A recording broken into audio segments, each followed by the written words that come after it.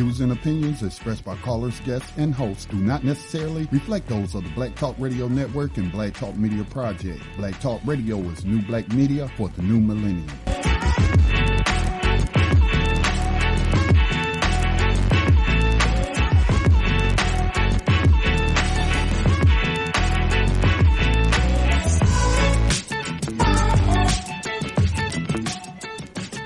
Gold dinar would have had serious consequences for the world financial system, but may also have empowered the people of Africa, something black activists say the US wants to avoid at all costs. We're slicing cake.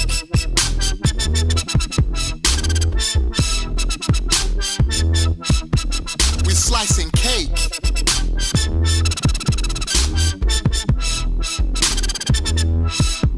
We're slicing cake. Say the US wants to avoid at all costs.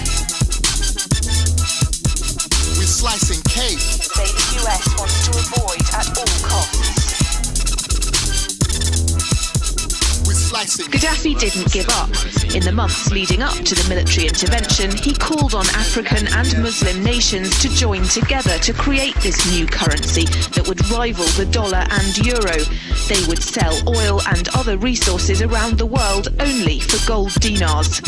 It's an idea that would shift the economic balance of the world. Countries' wealth would depend on how much gold they have, not how many dollars they trade. And Libya has 144 tons of gold.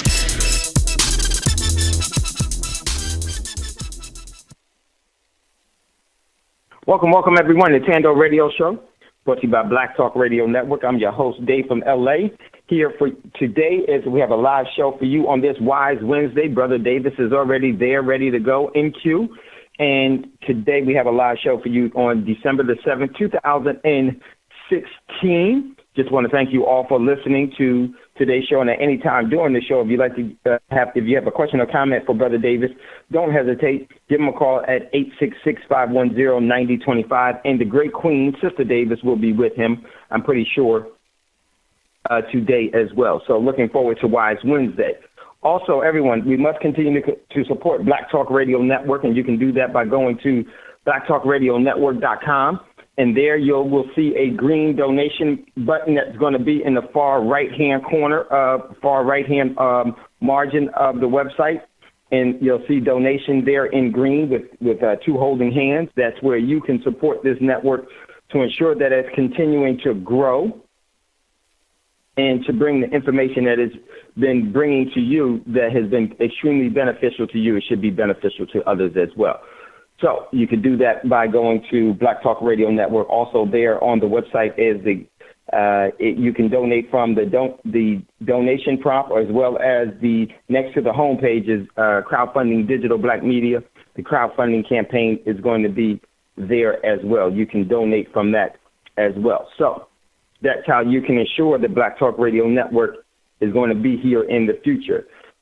Also, Black Talk Radio Network has a social media outlet called BTR Community. BTR Community is only $24 a year, and you can sign up and be part of that. And believe me, that is something that's beneficial, in my opinion, to you, more beneficial than the other social media outlets, the more commercial, more governmental fed book spots like Facebook and Twitter and all those other things. That is where your overall thoughts are being data mined and so much more that you don't know. The system never gives you anything for free. They just make you think that it's free.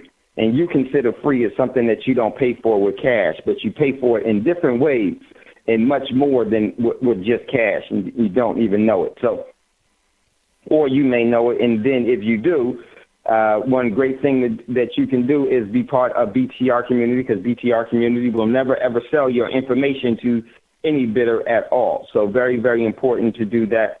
And it was BTR was put together for you and to give you a place where you won't be adversely affected for your opinion, your comments, or what you posted or promoted. You can promote yourself, your business, some event that you deem important to the overall agenda of the people, your family, yourself, and our community at large. Very, very important that you do that for only $24 a month. BTR Community. You can find that also in the far right-hand margin on Black Talk Radio Network's website, and you'll see a B, and it's kind of like halfway down. You can't miss it. It's there. So you can just hit that prompt. You can cue that prompt, and it will lead you into, and it will show you how to become part of BTR community. I no longer post inside of Facebook. I only post inside of BTR. I don't even post the show headings or what the show is going to be about any longer. So definitely you could do that there. Also, if you're interested in acquiring real money, the precious metals, you could do that by going to Prosperity Mint, PROSPERITYMINT.com, Prosperity Mint, where you can pick up some of the precious metals and you can start to save in real money. And before you do that, make sure you email wolf6pack1@gmail.com, wolf6pack1@gmail.com. So let's get into what's in the news. Now, today I had a little internet difficulties today, so I wasn't able to really do it as well. So what we're going to do is I posted a couple of things, but there were some great postings that Scotty had inside of BTR community. I'm going to start there, and then there was a couple of postings that we're going to get to. Then we're going to get to Wise Wednesday with Brother and Sister Davis, which are there and ready to go. So while we're doing it, let's jump into what's in the news. So give me 1 second here. Scotty had posted some really, really important articles, and I thought, and I really appreciated it because I wasn't able to do it today. So this one came from Scotty about an hour ago from Raw Store Lies, and the U.S. has to do the killing themselves, or bombing from high altitude drones steered by computers from an office. Special forces kill all over the place. Both are happening today, except for Northern Europe, which supports these wars for now. So check out that article. And Scotty said, how does the saying go? It usually gets dark right before the dawn of the new day. Keep the pressure on. We will collapse this wicked, evil system one day soon. And that is definitely starting to unfold. And this was a good article. This definitely would have been an article that if I would have saw it, I definitely would have posted this one. So I can't wait to read this myself. So check out that article. Once again, thank you, Scotty. Next article came from Scotty. This is Scotty's posting, but I think they were relevant for you all, and this is why talking about it here. And this came from Global Research. Israel jets strike near Damascus airport.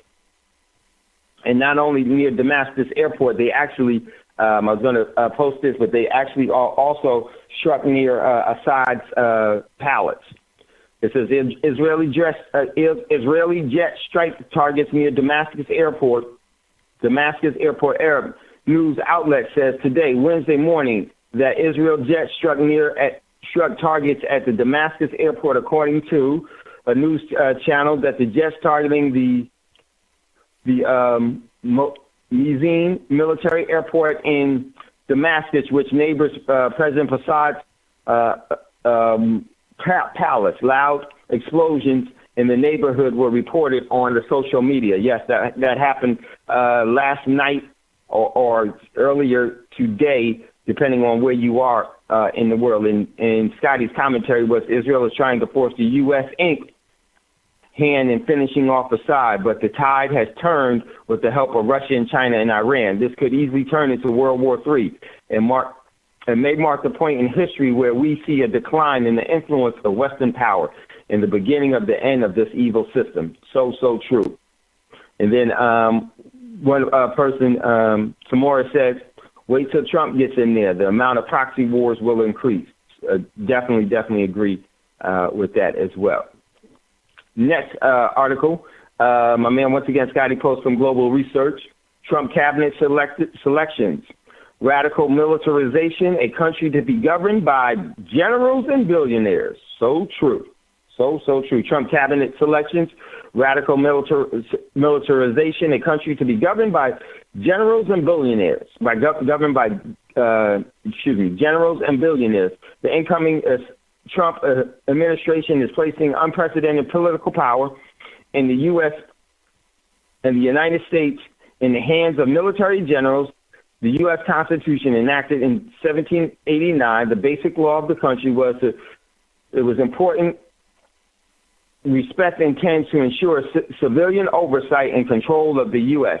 Yes, this is another way in which you can say that the coup has already happened. The actual coup, in my opinion, really started many, many years ago. But one of the biggest examples of the coup was the assassination of Kennedy in Dallas. Then the Warren Commission hiding up the evidence, and then the L.A. riots that sprung into where the military was going to be giving equipment, funding, and technology and training to the police department. Why? Because that was a coup by the actual military, and then they destroyed Posse Comitatus. This is definitely true. We talked about this a couple of times here on Thando Radio Show. Very important. So some great articles that my man Scotty had posted there that I would have posted myself if I would have saw them. So really appreciate that. So next posting that we have, we pull up our next one. And I thought it was really important that we put this one on today, and this has to do with the weather that's going to be changing. We spoke about this last week to give the warning to you all to prepare for the Arctic air that was going to be coming through the Bering area and through Alaska, and now it's going to reach the United States. It took about a week for it to get here, a little more than that. Well, it is going to definitely make its presence known starting tomorrow, and for some places starting tonight. And I really hope that you all are going to be prepared for this Arctic weather, because it's going to have some very chilling effects on the overall temperature, and it is something that you all should know. And the reason being because in some places in the United States, the overall temperature will drop as much as over 32 degrees in different spots.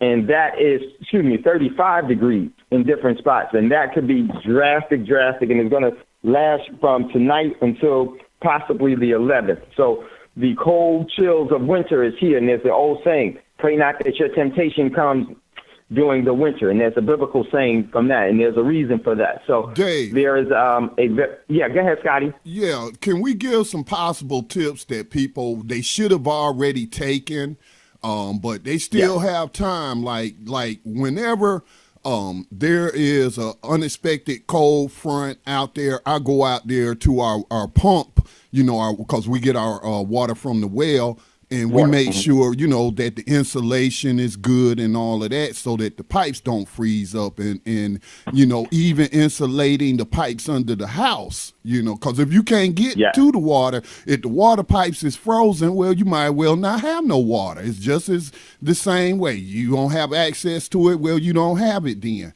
So that's one of the things I could think of. Also, in cases of power outages, you should already have a generator. If you are lucky, like many of these people here where I live, they have wood stoves, and so they can, if there's a power outage, they can use that for heat and all. So it's just that things that people should be preparing for, especially like Chicago, Detroit, y'all right up there on that waterfront, and man, that's just going to make it that much colder. So please prepare.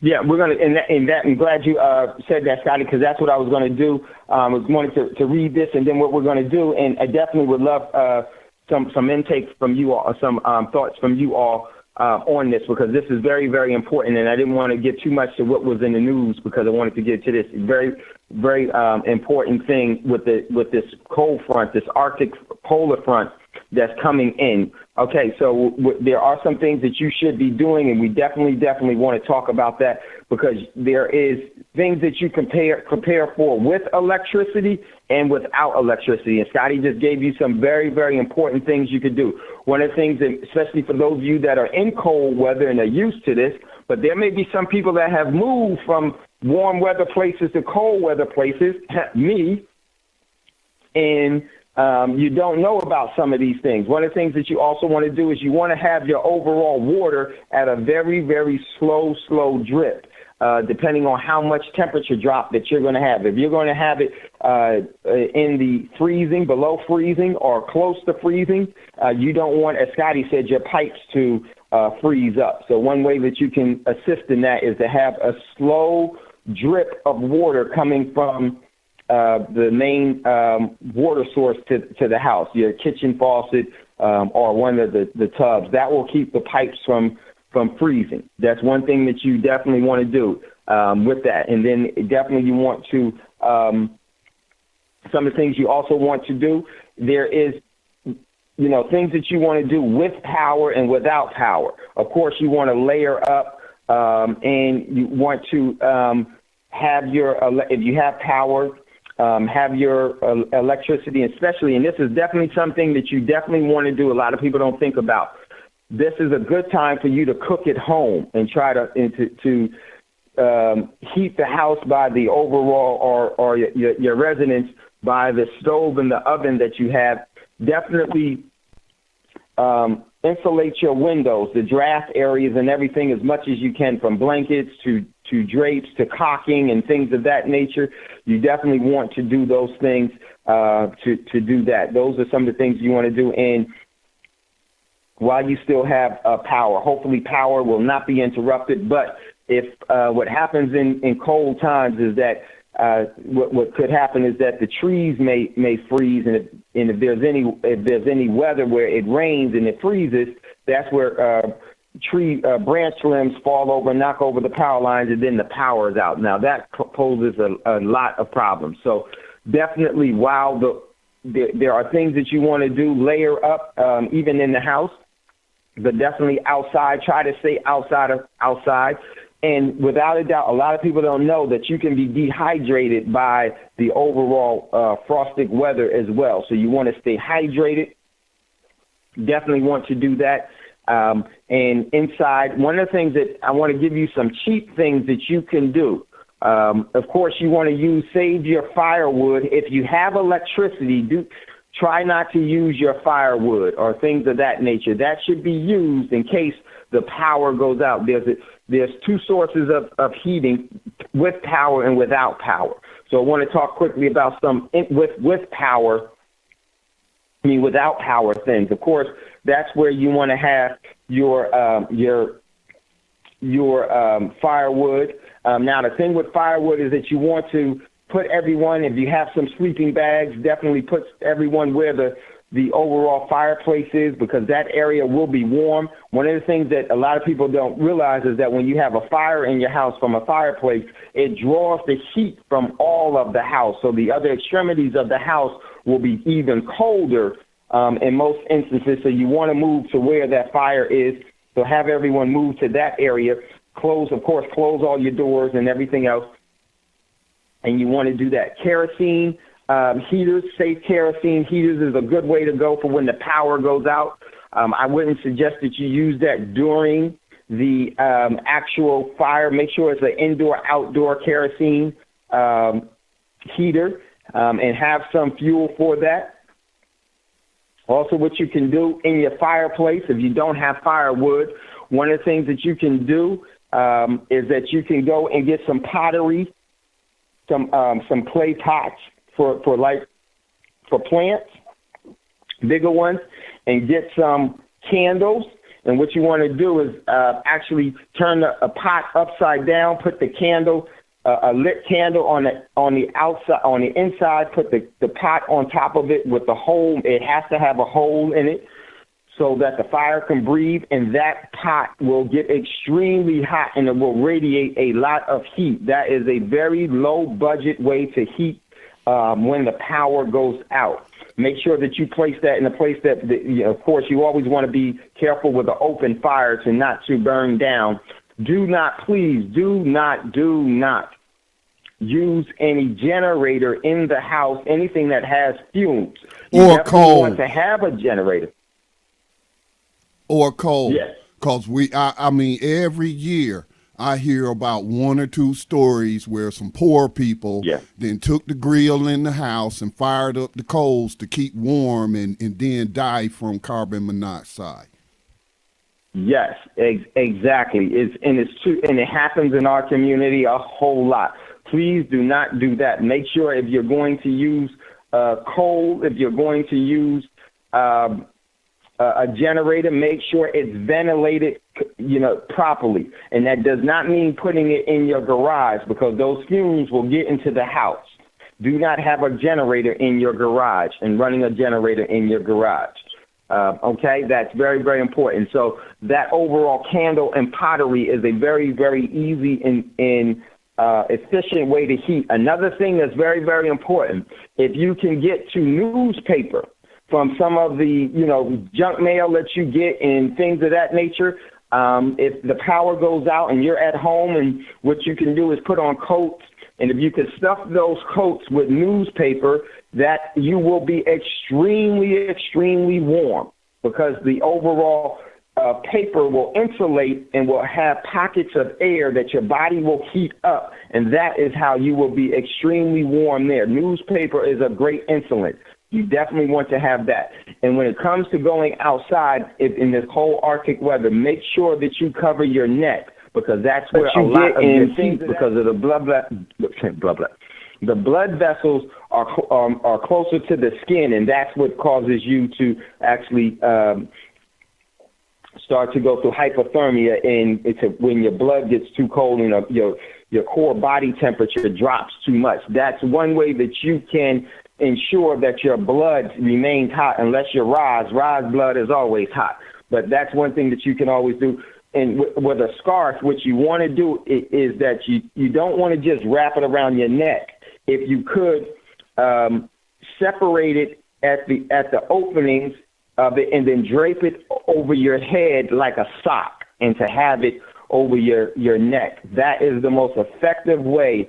Believe me, I use that in Alaska with temperatures of unbelievable, where the wind was gusting at over 100, 200, 150, 170 miles per hour, gale storm warnings, and very, very Arctic freezing weather. And it saved me many, many a time. Those are some things that you definitely can do outside.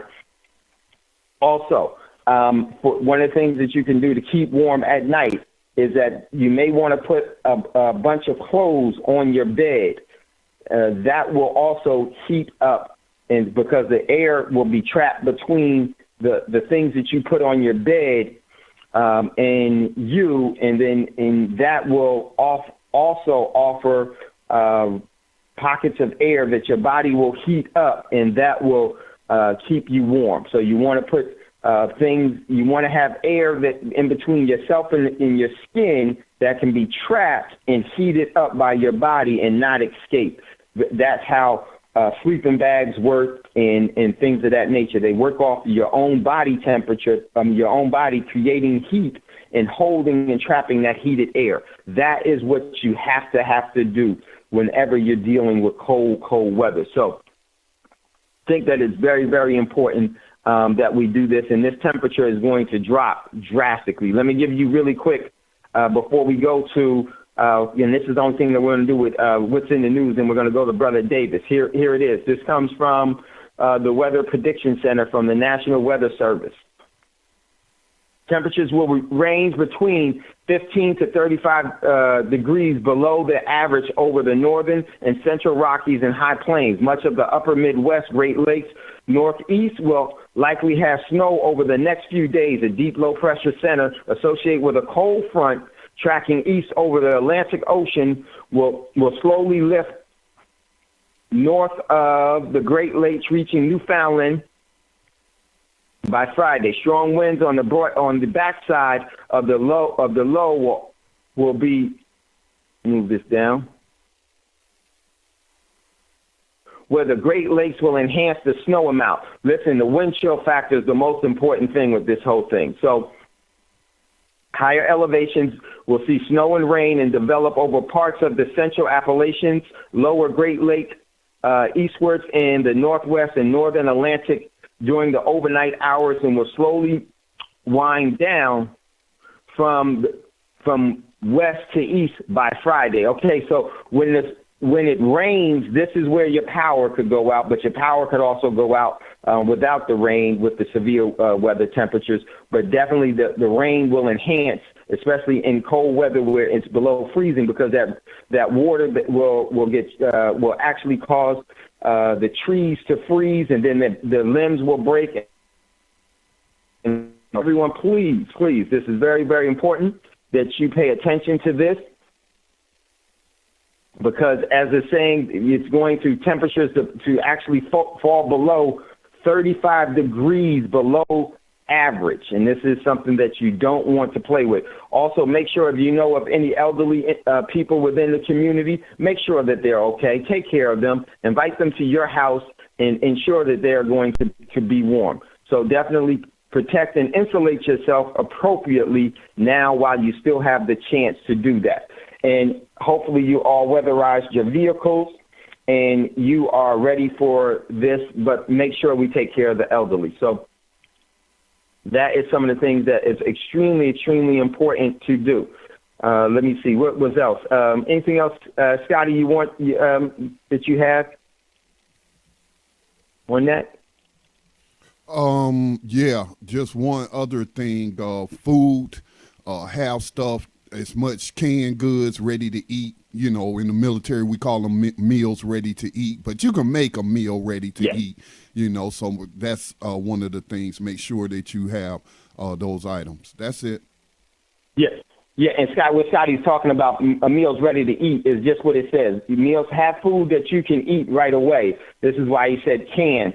Because if you can open a can, because if the power goes out, if you're unable to cook, make sure that you're going to be able to endure. Water is extremely, extremely, extremely important, okay?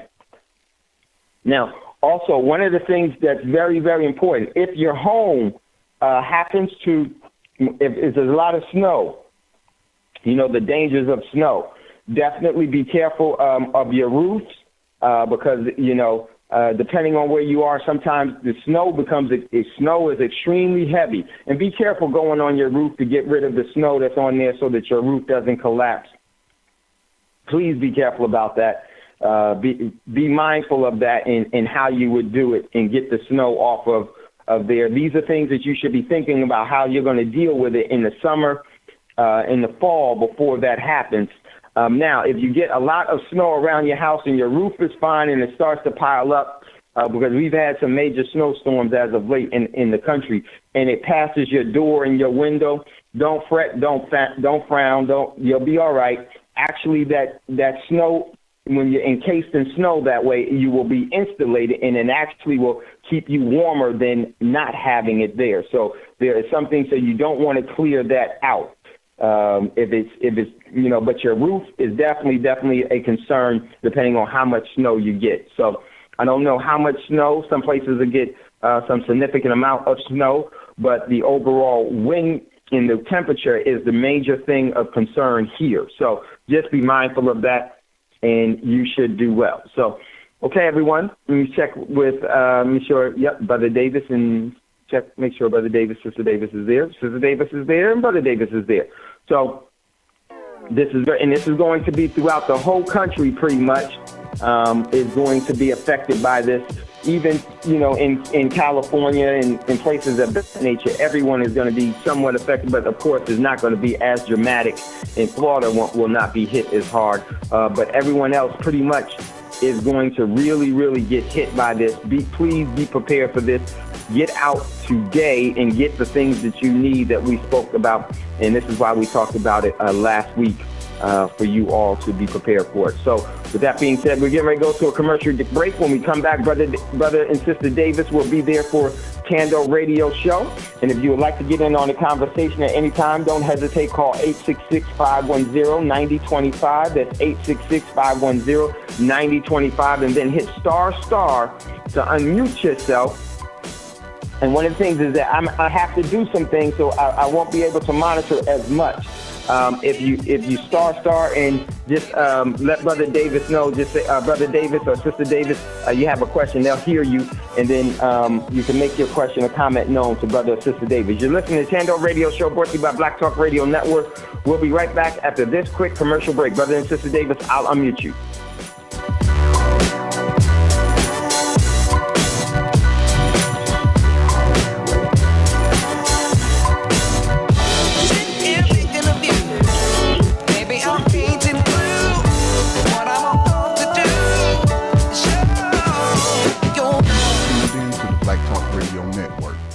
podcasts and live program scheduling, visit us on the web at blacktalkradionetwork.com.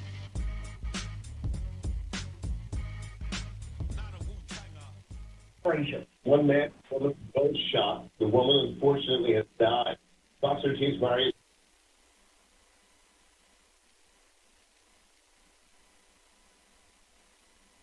Okay, welcome back, everyone, to Thando Radio Show, brought to you by Black Talk Radio Network. I'm your host, Dave from L.A., and we have a Wise Wednesday, and Brother Insistent Davis is there. Brother Davis, you there? Yes, I am. Good evening, my brothers and sisters, and I am in a great mood. My lovely wife is singing in the back room. She'll probably be in and out during the course of the evening. But I'm going to tell you, you guys are hitting on a lot of very hot topics. One of the main things I want you to understand, when it says Arctic, then you need to go out to the closest Walmart or Kmart and buy some Artex. Now, Artex is a thermal underwear that literally maintains your body temperature when it gets down below zero. So you can imagine how warm you'll be if it stays above zero. These are the little things that you'll find out when you're living in a cold region, and we happen to be from a cold region. Another thing you want to do is you want to get some good thermal socks, because the bottom line is if your feet get wet, you got a problem. But if you got some thermal socks on it, at least the thermal socks will dry out quicker, as well as being able to maintain your body temperature. Those sort of things you definitely learn the importance of being or living in a climate like that. Okay, let me get off with the show, because I'm going to tell you, it is thrilling to be in a situation where you can tell about some of the things you have learned and give it away as a tool so people can utilize that in their lives. One of the things that has been a tough week with me is because I've been coming to the understanding of will and why it is so purposeful in our lives and what is attached to your will. And are you operating your will and your purpose instead of utilizing your will by other people? Now, first, let me give you a precedent. I am up in the mountains of New York. So if I go in and out, I apologize for that. I'm going to be stopped in about the next half hour, and hopefully I got a strong signal, and I could just be stable for the rest of the show. But getting back to your will is because your will is just the trampoline of all of your ideas. And everything that you think that you can achieve will start with your ability to control and wield your will. And understand how I said that. Because a lot of times we give our will away. Not intentionally, but we do because we're trying to serve another purpose. That may not be a purpose of self-interest, but it may be something done out of an emotion. And sometimes, brothers and sisters, we have done a lot of things out of emotion that we would rather not have done. And had we operated according to what our will is giving us incentive to do, we may not have made those decisions.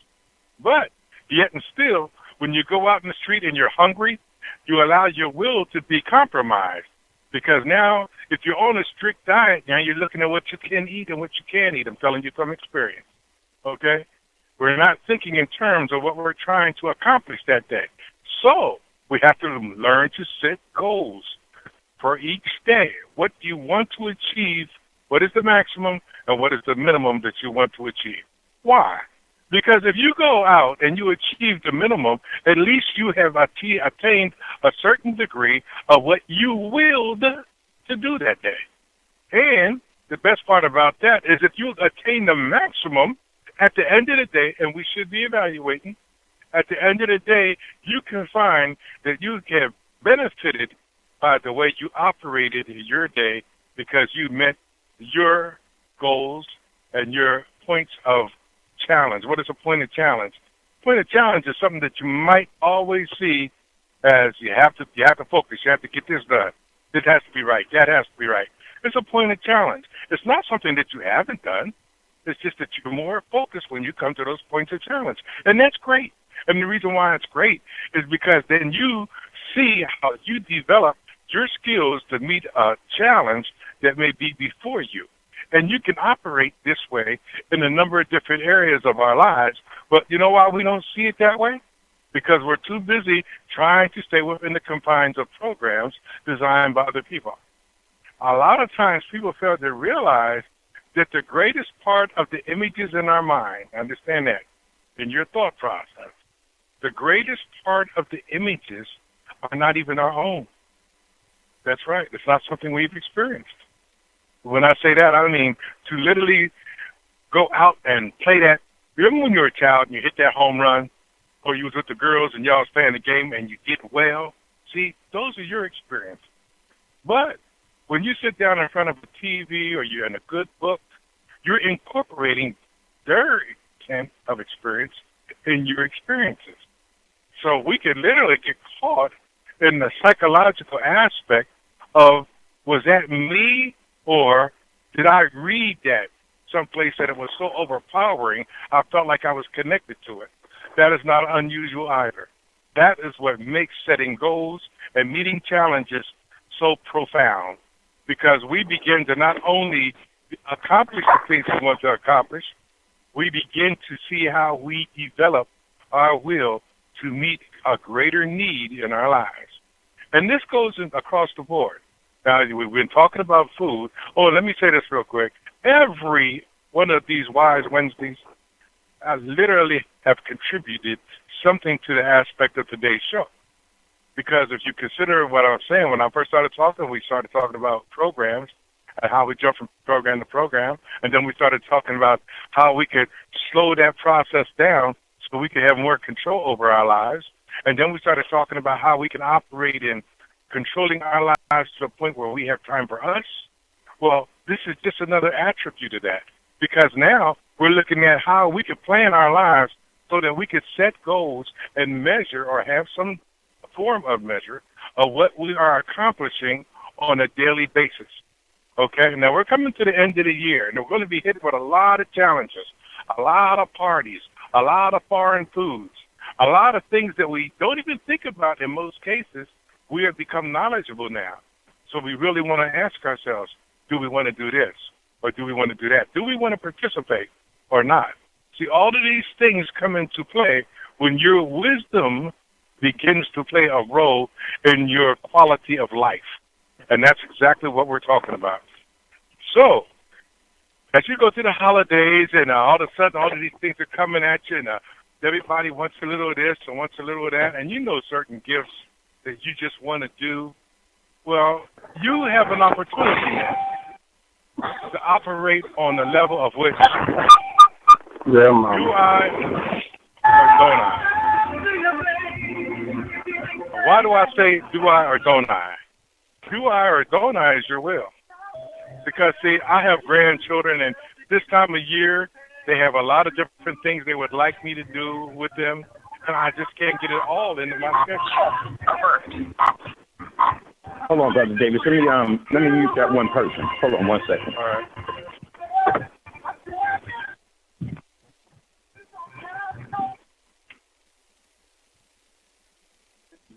Hello? I'm Dale. Okay. Hold on 1 second. All right. Hold on 1 second, Brother Davis. Did you have a question or comment for Brother Davis from Palmdale?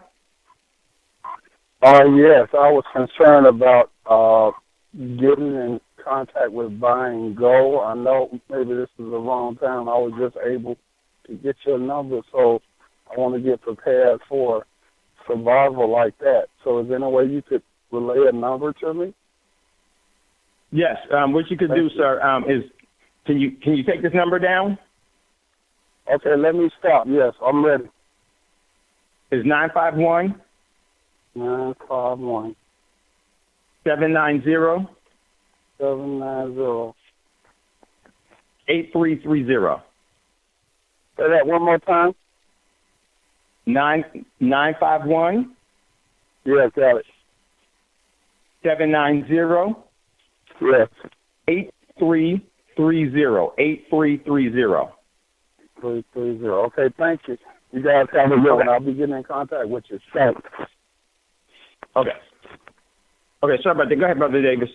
Not a problem, brother. See, once again, that's another area where we have to measure ourselves, our tolerance of others, because during the holidays, you're going to come into situations where, especially for those of you who like to go to stores, I'm not one of those, but my wife, she gets into the season, she enjoys it with grandchildren. She likes the illumination that it gives their lives. And my daughter's the same way. So, this is the time of year. But she knows when she's getting ready to go to them stores, she'll look at me and say, well, darling, do you feel up to it? Because, see, sometimes I may not feel up to it, but I may want to take everybody to dinner afterwards. See, that's where I really have my time with them, especially the grandchildren. So sometimes I'll say yes, sometimes I'll say no. But here's the best part about that. We are growing in our marriage enough to be considerate of each other. And a lot of times people don't understand the importance of that. But she knows that I'm the type of person who could go to a mall with her, sit down with a good book, and just stay there and let her run around and do her thing. Or I could sit in the car. But she knows that's actually a pressure on me because if I'm home, there's a plethora of other things I could do. Or if I'm in my truck, there's a plethora of other things I could do. But I'm trying to point out the aspect of how our will works to our advantage and how we can intermingle what we want to do in the relationships that are around us. And a lot of times we have to be tolerant of those people that are attributes of those relationships. So, moving forward, we want to be able to look at our holidays and make yourself a challenge, okay? Now, if you learn all about foods, you know what's in the food. You know a lot of things now that you just don't want to eat. But those are the challenges that you're going to meet. Absolutely. You know why? Because you're knowledgeable of them and you want to avoid them. And that's when they come out of the woodworks really hard. I mean, my niece makes these sweet potato pies that are absolutely delightful. I mean, absolutely. And anytime she makes them, she would ordinarily make one for me. But see, I wasn't understanding just how deep glutens were involved in the baking process and how many ingredients in the baking process have a lot of glutens in them. So now I'm moving away from glutens, and I know I'm going to run into her. So I already set it up, and I will not be in that part of the country that she's at.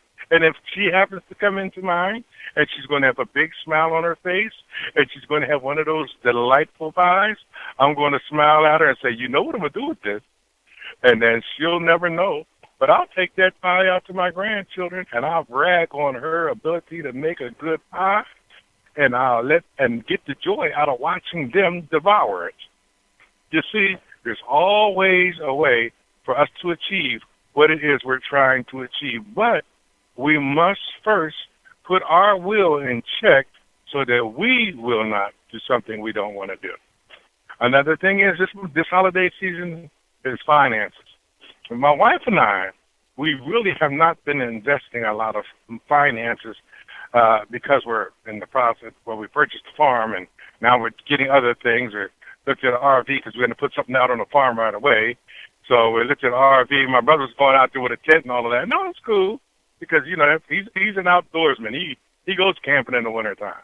But when we come through, or if my son decides that he wants to go down there and work on the farm, we wanted it to be a more suitable place. So we're expanding ourselves and looking at the type of campers, and we were looking for an RV, really, because we had experience about that with our grandchildren. Well, we wanted to have something like that that would give us the ability to be agile as well as be able to live comfortably while we're there. Because, see, now one of the goals, and when I mentioned to you about goals before, one of the goals this year is that we don't want to drive a truck beyond a certain date this year. Why? Because that was the source for us to be able to get the funds that we needed to accomplish another goal. And as we move closer to those goals and closer to those accomplishments, then what we want to do now is we want to position ourselves so that we can make the farm productive for us and the family so that we could literally live off the fruit. So in order to do that, we're trying to plan it so that we can become an operable part of the farm, even if it's on just the management end. Now, I say that now because I really don't know to what degree we're all going to go out there and make this work. But understand how I said that. We're all going to go out and make this work. And see, that's the attitude of understanding of your will and applying it into your life. So we're not going to spend a whole lot of money this holiday season, but we do want our people to enjoy themselves. in our company and when we're with them. Regularly what I do is I make gifts because it's always a much more sincere way of saying I love you when you can do it with your own hands. And one of the things about that is that when they get it, oh, wow, they know if anything goes wrong with it, or if they want to polish it, or if they want to know something about the care of it, it's very easy for them to pick up the phone and call me up. You see, one of the many talents that you have as an individual, if you examine yourself, is that you have a skill that if you applied it in a specific way, it could be a blessing to someone else who may not even seen it the way you see it now. And the perception is 90% of accomplishment, because no one has ever came up with an idea that didn't have some perception of what they were trying to do and applied their will and their perception and whatever technical tools or science or whatever they needed in that collaboration to be able to come up with a positive result that they were trying to seek in the course of being able to produce that particular idea to fruition works to the advantage of the individual. And this is what we want to do. We want to work everything to our advantage as individuals. And we don't want to hurt nobody in that process. So it's very important that we take the time and examine ourselves, because when we examine ourselves, we become better with others. Now, would you like to add anything, darling? Okay, she did it active. She's good. And now one of the reasons why this is my favorite time of season is because, well, I can't say it's my favorite time of season, but when I say that, I mean that this time of year you get the extras. You know what I mean? There's a place in it where I come from that makes the best apple cider. I mean, this apple cider is what I told my grandchildren, just playfully, that it was the nectar of the gods.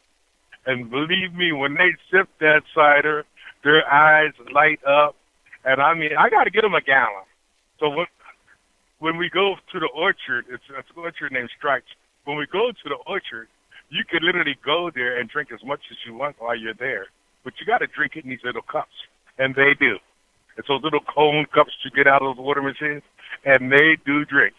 But they know when they leave, I'm also going to have 2 or 3 gallons to go with us, because I'm going to get me a gallon myself.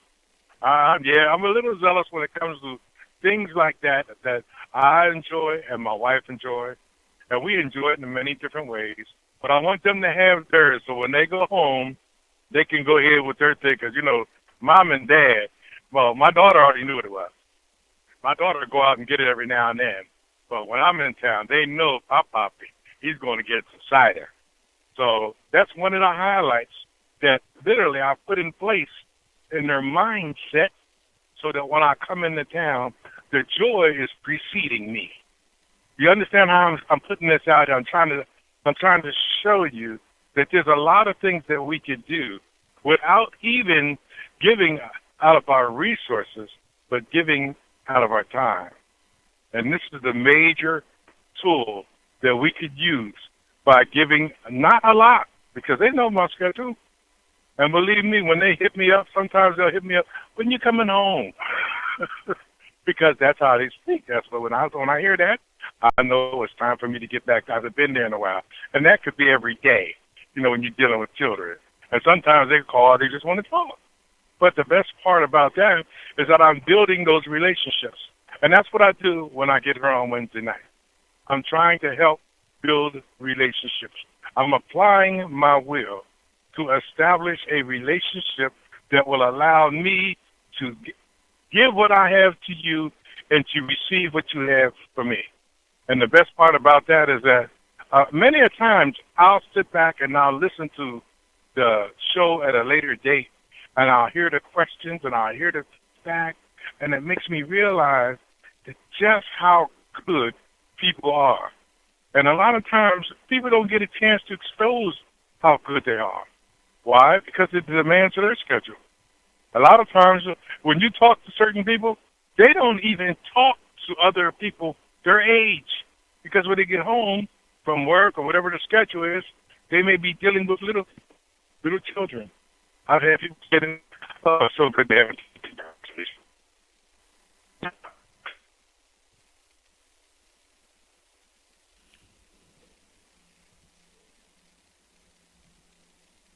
I think Brother Davis' phone went out. 1 second. Let me check and see. And if anyone has any questions or comments that they would like to make, this would be a good time for you to give us a call at 866-510-9025. That's 866-510-9025. And man, Brother Davis, you and I both have a a passion for apple cider. Man, I love some good apple cider. So, Brother Davis, we dropped him really quickly. He should be back on any moment. And today's show is talking about free will, and so important. And some of the things I know that Brother Davis was hitting on, and he'll express it himself, is the importance of you orchestrating your own way, executing your own free will, which is very, very, very extremely important, because the influence that we give to others sometimes can be detrimental to our own direction. When our own free will should be emulated by others to execute their free will as well, especially those that are people that are of good nature and in good intention. So that's very, very important. So let me see, is Brother Davis back there? No, not yet. Okay, so he should be back any moment. So until he comes back, I don't want to step on his direction. So if you'd like to get in on the conversation, and anytime you have a question or comment that you would like to make, would love to hear from you. It makes a dialogue is much, much better than the monologue. You always hear me say that. You can give us a call at 866-510-9025, 866-510-9025. And Brother Davis is back now. Give him a second to. Brother Listen, Davis, I apologize. Yes, I'm here. No problem. Yeah, we can hear you perfectly. We got 8 minutes before we go to break, Brother Davis. So, no, don't worry about it, Brother Davis. You're doing what you do so well. Excellent. Well, listen, before we go to break, I want to also get you to understand that this is the time of year in which what you eat will have an effect on your physical body immediately. For those of you who don't know, the biggest problem this time of year is depression. And a lot of times people eat their way in and out of depression. So we want to be careful in what we consume. Make sure that what you consume is nutritional for your body. Why do I say that? Because if you eat empty calories, those empty calories will only build depression. See, nutrition has a functionality the body identifies, and it goes through the process. When you eat junk food, junk in is what you get out. You don't want junk in and junk out in your body. What you want to do now, this time of year, is to make sure that you understand how to get your body to perform at peak efficiency. And that is one of the main ingredients into me bringing up this subject in reference to setting goals and being able to set a standard so that you can reach those goals, and then looking at the benefit of reaching those goals. Because a lot of times we fail to realize the importance of something that is small, a small nuance, like eating the right foods to maintain a good quality of life. And you want that during this holiday season. When I hear people say, I have a migraine headache, it just won't go away, I'll ask them a question. Have you been drinking any water? You'll be surprised at how many people say, well, I haven't had water in a couple of days, but I have had soda. Entirely different. That tells me that they're not very knowledgeable on how their body functions. Water serves a completely different purpose for the body, and the body needs it. Because the largest percentage, I think it's like 80% of your body is water. So when your body reaches a state of dehydration, that means that you have depleted almost your total water supply. And for those of you who don't know, your brain is surrounded by a liquid that is the highest percentage of water. So it is imperative that we have high volume of water consumption. What is a high volume of water consumption? I try to, and I'm going to tell you, it's not easy sometimes, but I try to drink at least 48 ounces. So what I've been doing is I've been trying to focus on drinking 4 16-ounce bottles of water a day. Now, of course, that's more than 48 ounces, but that only enhances who I am. So now, to give you my system, when I get up in the morning, I like to drink a bottle of water. I put a little bit of rags in it and some lemon juice, a little Hansis. But you know what? That neutralizes my body. I pop my first bottle of the water in before I go to the bathroom. Why before I go to the bathroom? Because a lot of times when we go to the bathroom, it's the first thing we do when we go up, when we wake up. And the sad part about that is our systems are designed that way. But if we got some water into our system, before that is depleted, we got some fresh water coming in before that old water goes out. Think about the aspect of how functional that would be for someone who's consistently taking care of themselves and incorporates an idea of having water come in before the old water comes out. We're trying to do several things here. We're trying to maintain a quality of life. We're trying to maintain the information that helps us focus on ourselves, and we're trying to use our will to control our decisions so that our decisions are functional for a better quality of life. And believe me, these are not exceptional. These are very simplistic, but they're not simplistic until you operate in them. And that's why you see so much confusion, and that's what it is, on TV and when you go outside that door, and even radio nowadays. Sometimes it sounds so much like chatter, chatter, chatter. And you find that you're not really benefiting by it because guess what? It's just all ran together. You make time for yourself. You could cut all of that off and say, this is me time, and organize what you want to do this week, what you want to accomplish tomorrow, how you're going to eat, knowing what you want to eat, and knowing how you want to eat it. Because see, a lot of times, and I'm a perfect example, I like to go to grocery stores because, even if I'm hungry, I know I can eat the right thing. You understand how I said that? Because the worst thing you can do, is they say, is to go to a grocery store hungry. And they're absolutely right. But even if I'm hungry, I could eat the right things. That shines a light on your circumstance. So you know that, wow, I'm going to the grocery store and get me something to eat. I'm going to get me some lunch, and I might walk to the house, and you get a chance to examine yourself. And when you do, you'll see where you want to improve and what you want to improve. And then make that a personal goal. Nobody has to know about it. Nobody at all. My wife has this thing when she goes to the grocery store. The first thing she does is smell, especially if she's in produce. Because if she don't smell it, and think about the logic here. If she don't smell it, it may not be what she wants. And that makes a whole lot of sense. And we have to wake up to the things that are sensible to us because that's what makes us better people. And another thing she does is read every label. I say, sometimes, and I'm getting better, but sometimes I'm like, baby, this is necessary. And all I do is submit because I know that whatever knowledge that she's applying, I'm going to benefit by it. So why not follow the program? So as we go along through this holiday season, let's set some goals. Let's focus on ourselves and let's put our will to work. Now, I would like you to take the time over this break that's coming up and call in with your questions. People, a lot of times, things are so simplistic that people don't understand how simplistic. And I can give you some of the keys that I've used, and I can also send you to some of the topics that I've read that help me keep my balance and my focus on achieving the goals that I set.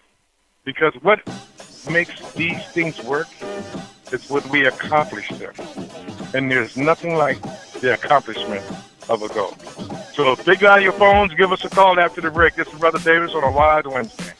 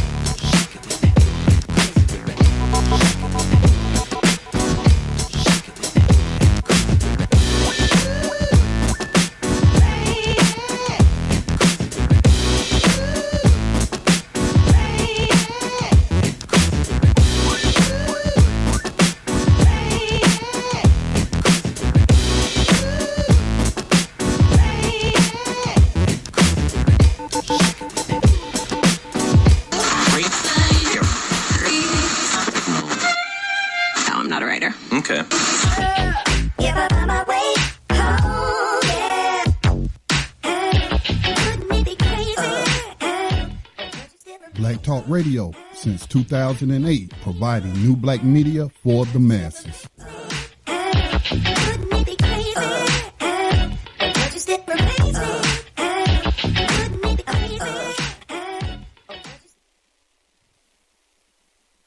Okay, brothers and sisters, we are back, and for those of you who want to call, do pick up the phone call and then unmute yourself and say, excuse me, and that way I can get to your question. I want to also bring to your attention the time of year. For those of you who don't know, we are moving into the winter solstice. And winter solstice has a definite physical effect on our bodies. And you know, this is the time when we are literally wrapping up all of that blessings, all the blessings over the last year. The knowledge that we've learned, the things that we did. We're moving from out of the harvest time into the stowage. Now, what is the stowage? We're taking all that information and we're placing it where we could use it while we're going through the cold months. Because the solstice literally is a period of days. It's a time of renewal, a preparation going into the new year, the new season.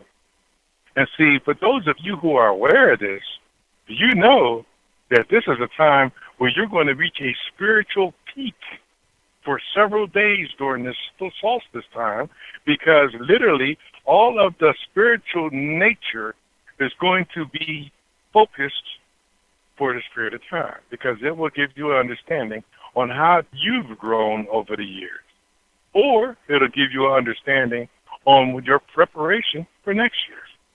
But all of these things come into play with exactly what we're talking about tonight. And the reason why I'm bringing this to your attention is because a lot of times we don't see, because Westernism doesn't teach us in the institutions of education. They don't teach us the power of the equinox and the solstices on our lives. And the reason why is because they don't believe in the metaphysical thing. That's like karma. A lot of people fail to realize that the way you live your life is the way your life treats you. So a person who's open and ready to receive and ready to give, ready to show love, or ready to show some compassion, will also be mindful of who they share that with, because that's the flip side. But karma is a purpose that works for everyone, and we have to understand the importance of that, because what you say is how you live. So if you think for 1 minute that you're going to say something to someone that's not going to have an effect on you later, you're wrong. Because if you say the wrong thing, that may victimize that person. So when that happens, you're literally putting yourself in a position to be victimized by something at a later date, because karma always returns. And the best part about that is if you are focused, you can see it. And you know what you're saying? Okay.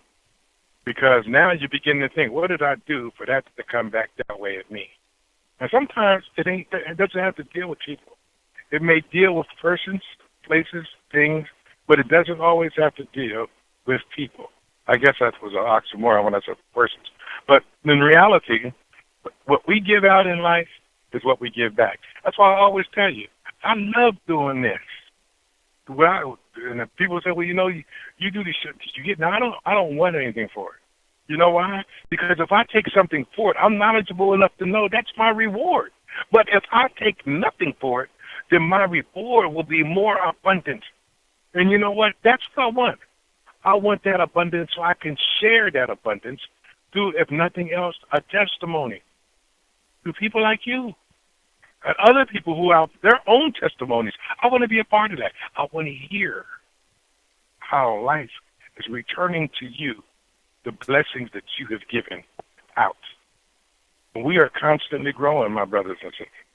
And that growth process gives us a reward when we do the things that allow us to be able to expand on who we are based on how quick we grow. And you know what? The sad part is, a lot of people never understand that. But since we have this opportunity to be together, you can do some due diligence yourself. Look up any book on the lunar seasons. And the reason why I say lunar is because that's what it is.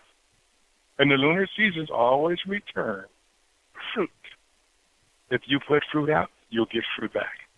If you put something else back out, you'll get something else back. It is important, and I can't emphasize this enough, that we transform the world through how we act. Not only with one another, but with people we don't even know. Because we don't perceive the karma trail that we lay. We only benefit by it. And you have every right to get full benefit, just like I want. So, I'm trying to open this door for anybody who has a phone call. Please call. If anybody has something they want to add, please call. Because we're at a stage right now where we can make changes that can benefit many. Oh, wow, you got snow up here big time. We had to pull over to a side. I mean, the snow is, you might see deer or doe coming out of anywhere, matter of fact. Listen, anybody who has a question, please pick up your telephone. I'm going to turn the show over to my wife for a few minutes so I can do something, and I'll be right back.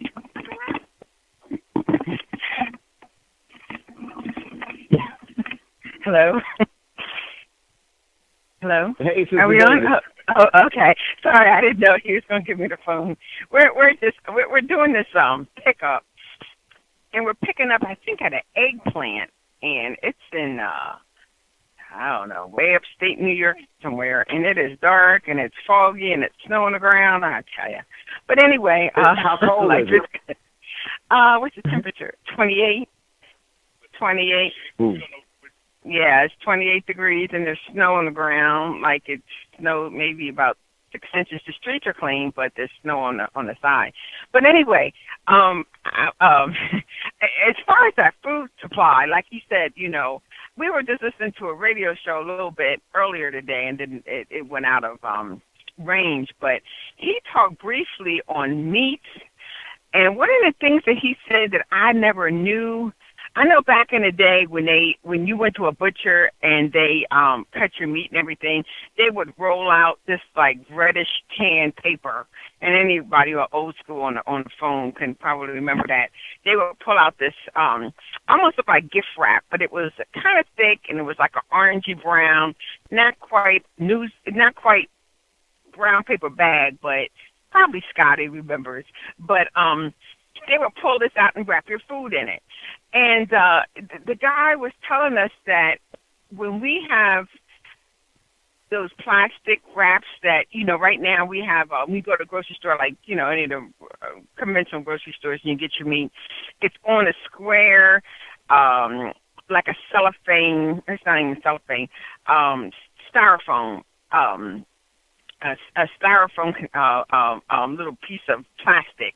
And it's coated with like a clear coating. And he was saying that particular type of styrofoam was made of embalming fluid, and then they put a sheet of like plastic on top of this embalming fluid type material that especially is made with these styrofoam. And then you put your meat on that. What you need, babe?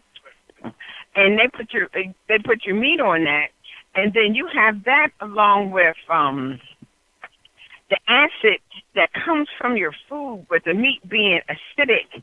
And he was just saying that was just like a design of disaster between the acidity of the meat and then the styrofoam and the plastic, and then it sits for a long time, while it's in the grocery store.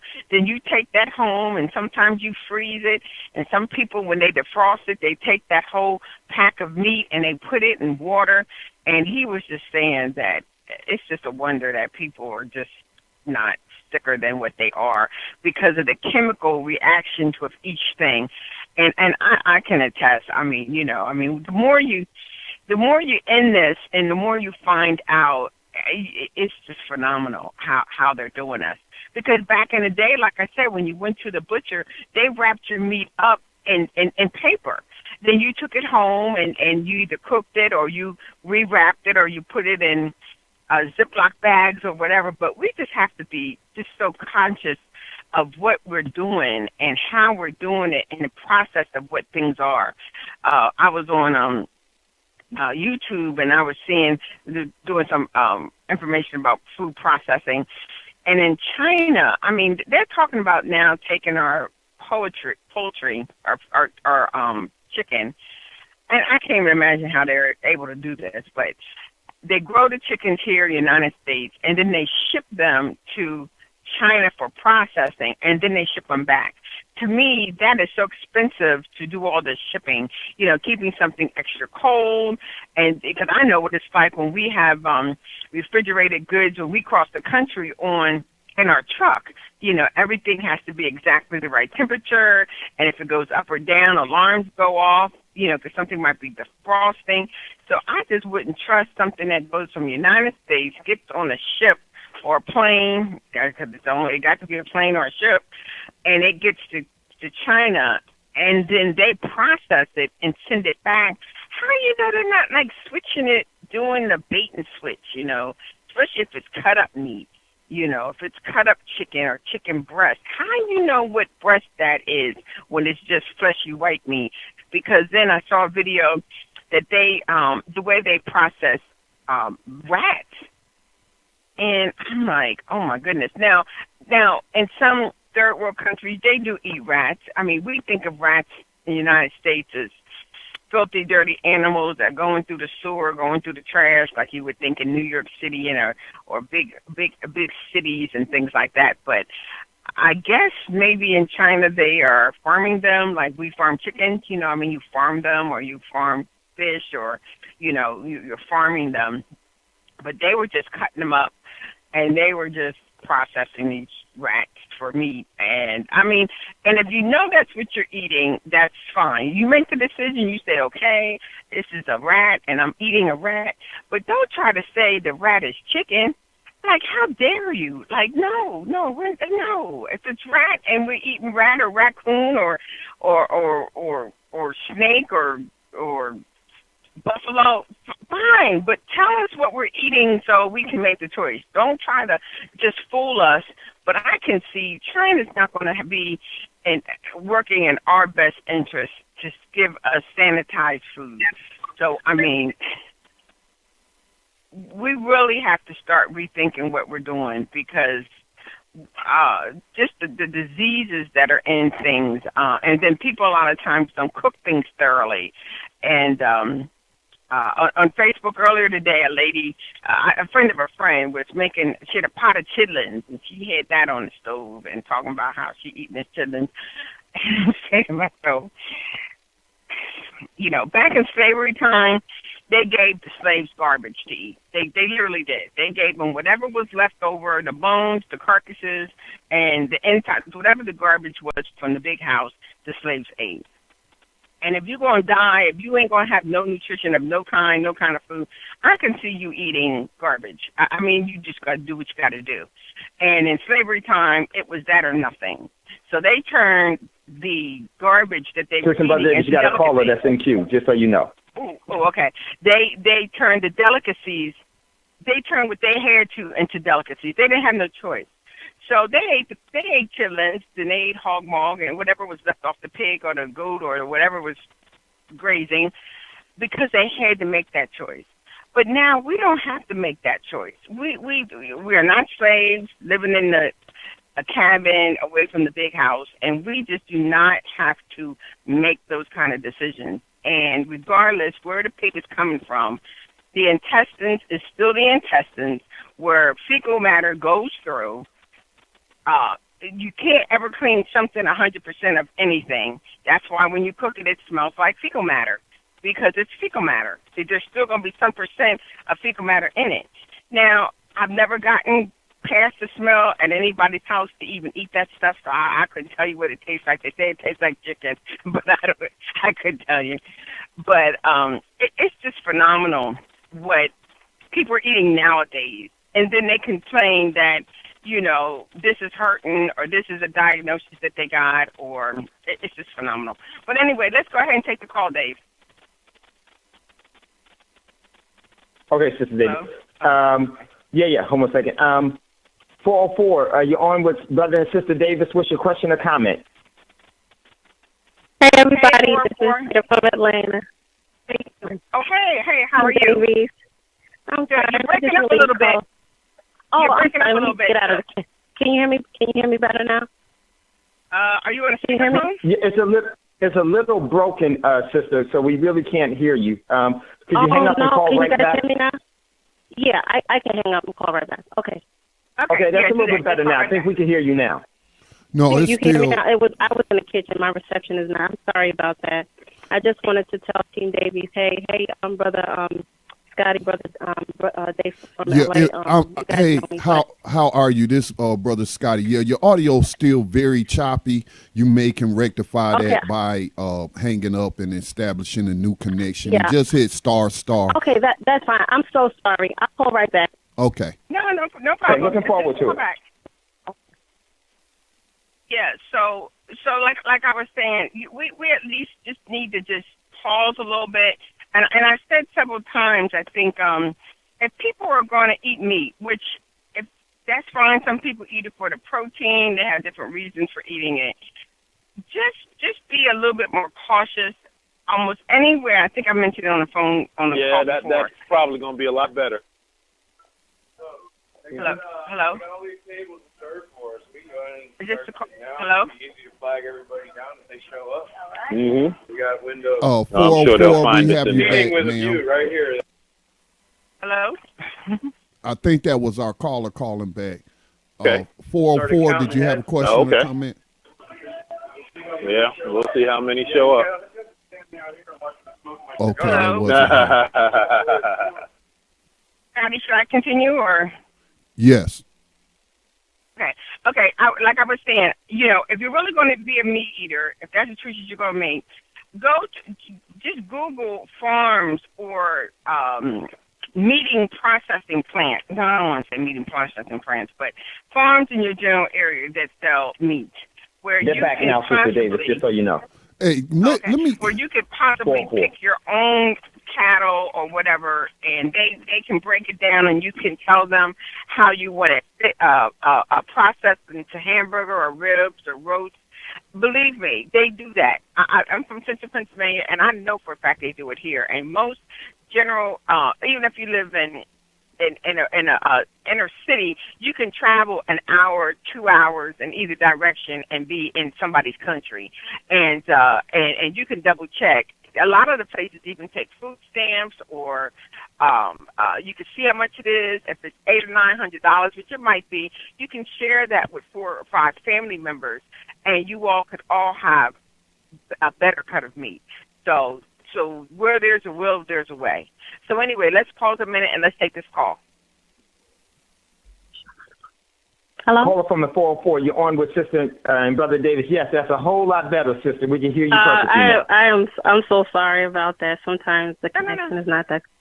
I just really I listen to you guys, me and my husband, on Wednesdays, and you guys are just so awesome. I just really wanted to tell you thank you, because you learn a lot, and the information that you give, it does make you want to do your homework and go out there and do whatever it is that you need to do concerning your lifestyle and how things, even my own kids, because they listen, and, my kids be jamming, they be like, oh, the tune, whatever, and they be like, it's Wise Wednesday, or they'll sit down, and I have a 15-year-old, 6 and 7. So just for them to even chime in, because, like, when I'm cooking dinner around this time, they'll listen, and even with the things that they notice with McDonald's. One day my son was on YouTube and said, ew, what are they putting in the nuggets? And I said, well, there's a piece of fiber, and there's a green thing that looks like a booger, and so my kids will be, so every time we pass McDonald's, the kids will say, well, my husband will say, hey, you guys want McDonald's? And they'll say, no. And then, so it's just really interesting, even when you have your young ones sit down and listen, and you really think they're not really paying attention, but they really are. And the love that you guys have is just so awesome. And it really does show, even in relationship, because long story short, I see how even me and my husband,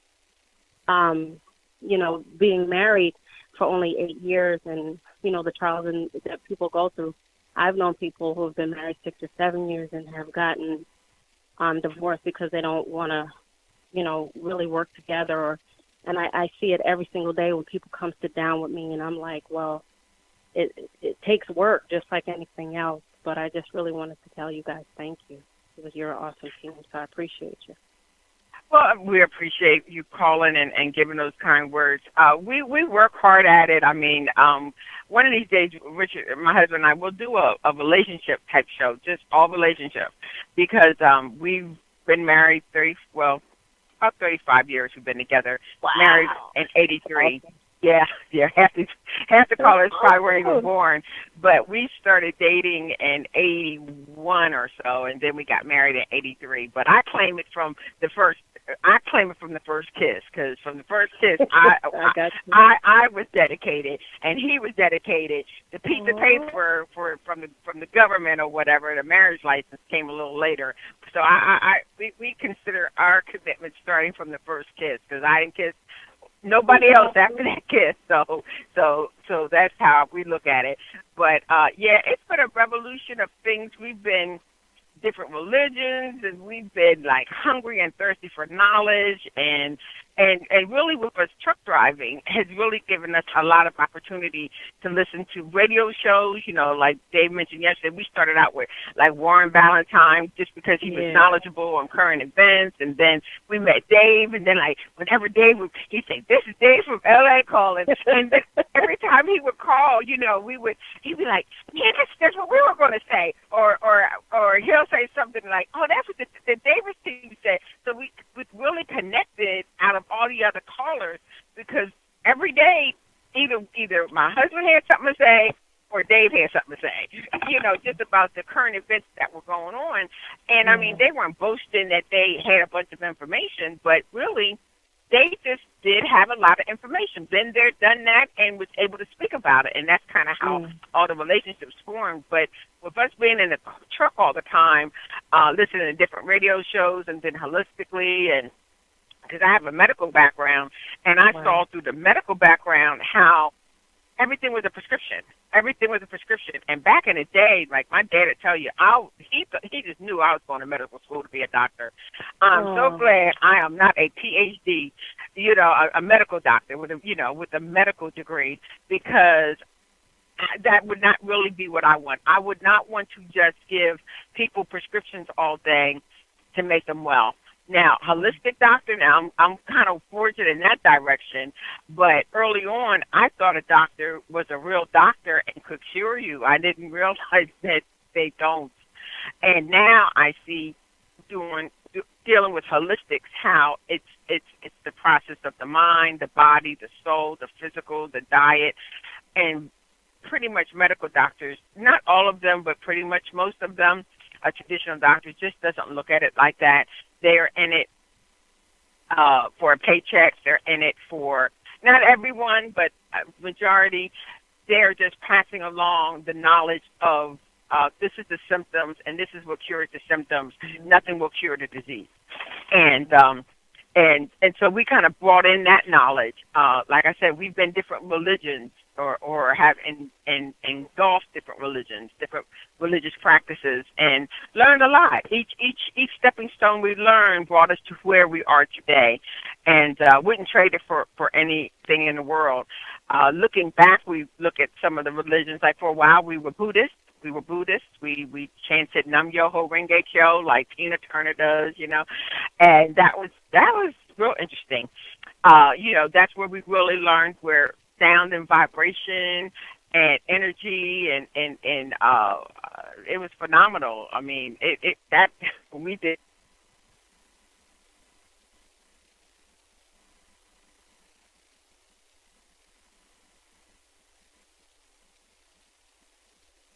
Oh man. Okay, it appears we lost Team Davis again. Hello? Let's see, Dave, are you there? Hello, Scotty? Yes. Sorry about that, Scotty. Okay. Yeah, sorry about that, Scotty. Yeah, I got knocked off too, and I think Brother Davis got knocked off. I was wondering. So, yeah, you know, I'm not surprised when the Davis team talked about some of their experiences. Like they said, you know, I first met them from listening to Warren Ballantyne, and Warren was inspirational in pretty much everything that we were doing, and this is why we love his brother so much. And so we, you know, I'm not surprised that the Davises have actually been in, you know, Buddhist, and you know, and that's where they started their, you know, knowing the importance of the frequencies and everything else. And because, you know, what's so great about life is when it goes full circle, you start to take bits and pieces from everything, and you start to put this whole tapestry of life together, and then you can start to, even in the midst of you being bombarded or smothered by a bunch of other lies, your resonating energy will start to put the whole tapestry of life together for you. And you know, the brother and sister Davis, I think they really exemplified that, and I think they're back on. Hold on one second. Let me pull Brother Davis up. Brother Davis, you there? And Sister Davis, you there? Yeah, can you hear me? Yeah, we can hear you. Sister Davis, are you there? Yes. Okay. Hello? Sister Davis, you before you went out, you were talking about how from being Buddhist, that's where you started with the frequencies and the resonating energies, and how important frequencies was. We're getting ready to go to a commercial break in 3 minutes. So if you were just in 2 minutes, so let's go to our commercial break, and if you could pick back up from there, would be greatly appreciated. You're listening to the Thando Radio Show, brought to you by Black Talk Radio stay Network. On the line. Yes, we'll be right back after this quick commercial break.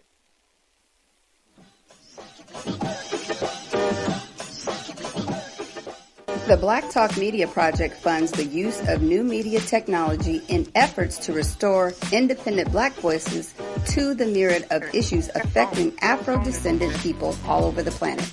If media can control the minds of the masses, as Malcolm X once said, then you must ask yourself, who is in control of the media targeting the masses of black people today? Help bring back independence, self-determination, and respect for black culture in the production of global media by joining the effort to crowdfund new black media for the new millennium. Visit blacktalkmediaproject.org for more information on how you can invest in public black radio for the masses. Make Black Talk Radio your choice for digital black radio. New black media for the new millennium.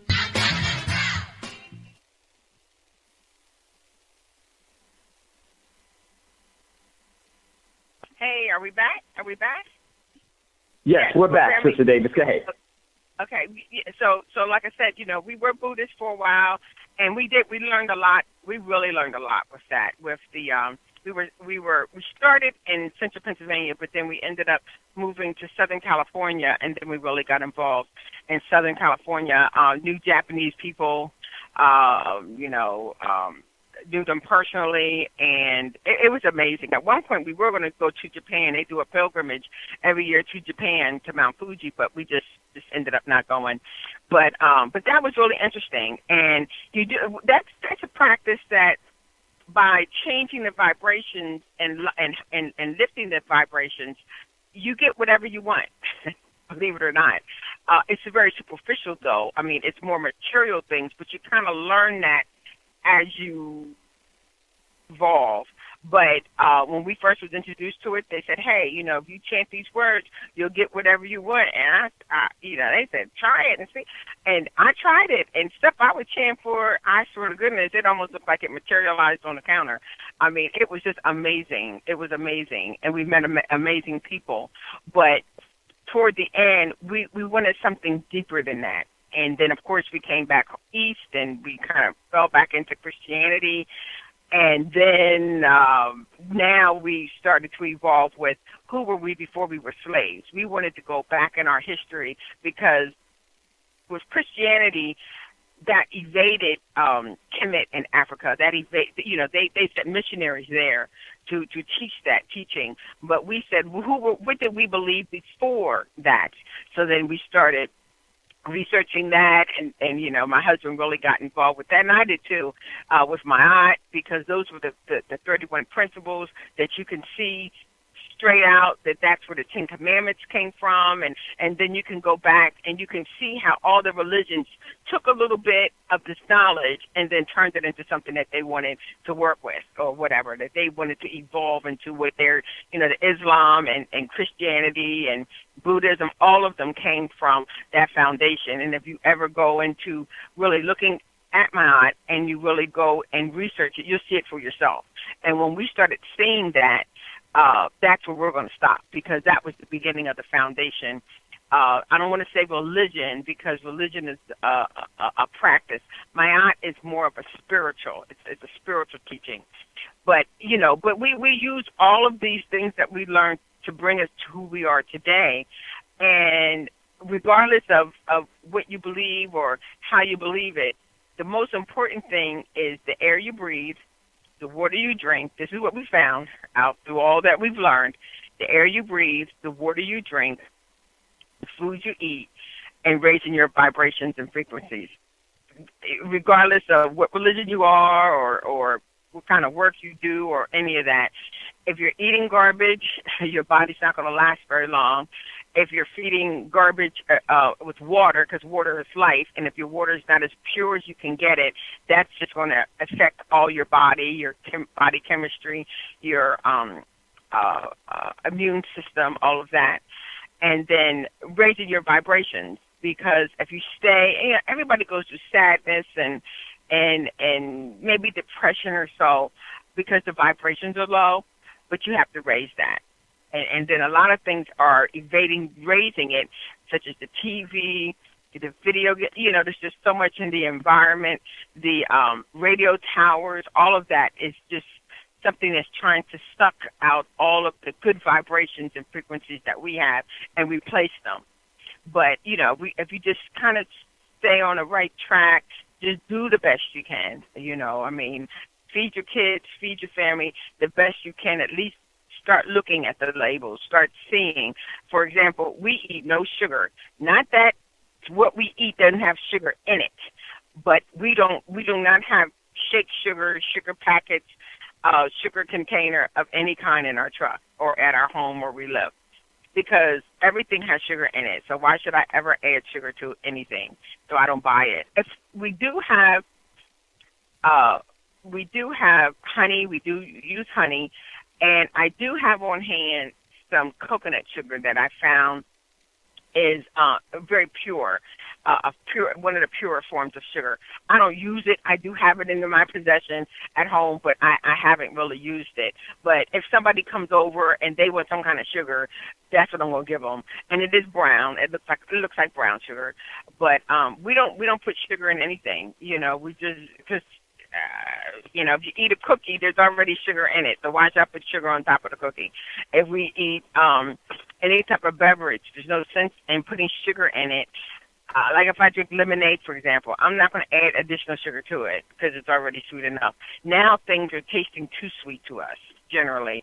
I'll eat something, especially if I go to somebody's house, they'll make cookie or something, and it's like, oh, my goodness, no, I can't eat that. It's just so sweet in my mouth. And now we're finding through our knowledge of holistic things that it's the gluten that's invading your intestines that's causing issues that don't allow nutrition to penetrate into the body. And we're just finding it's just a masquerade of sorts so that we stay sick, so our vibrations stay low, you know, and it's just phenomenal what they do. You know, the one day on the show I had mentioned about Similac being the formula that they give children for women who don't breastfeed. From day one, they're getting, you know, 35-45% sugar in it. You can read this label for yourself and see it. The ingredients, after the first 3, 4, or 5 ingredients, you can't pronounce nothing. It's 4 and 5 syllable words. I mean, and it's a whole paragraph.